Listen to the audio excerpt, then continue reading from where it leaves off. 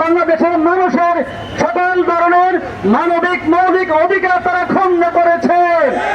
বাংলাদেশের মানুষের সম্পদ তারা লুণ্ঠন করে বিদেশে পাহাড় জমিয়েছে।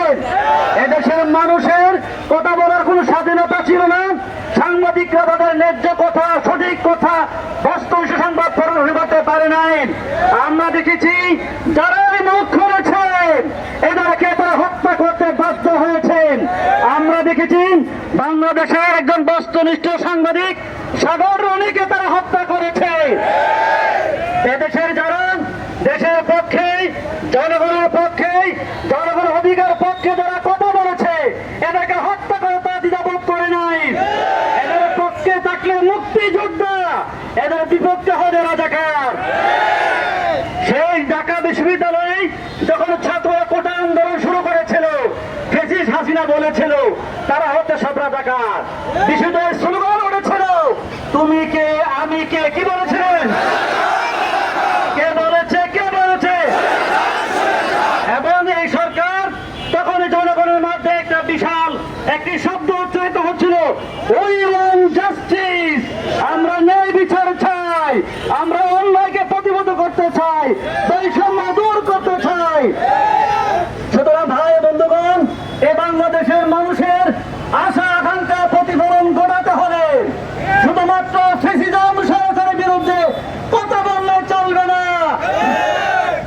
এদেশে এখনো চাঁদাবাজ রয়ে গেছে, নতুন চাঁদাবাজের জন্ম হয়েছে।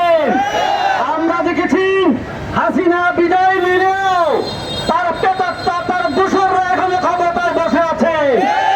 আমরা হুঁশিয়ার করতে চাই আর কোনদিন বাংলাদেশে হাসিনা আপনার দেশে আসতে পারবে না।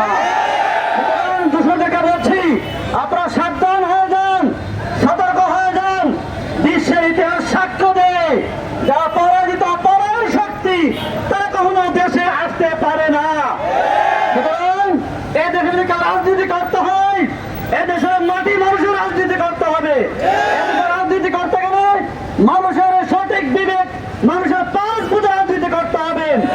আমরা বলছি এখনো 5 আগস্টের পরে সমাজের বিভিন্ন পাড়ায়, জায়গায়, অফিস আদালতে ব্যাপক চাঁদাবাজি হচ্ছে।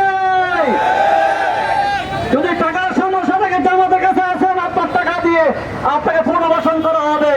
তারপরে চাঁদাবাজি করবেন না, করবেন না।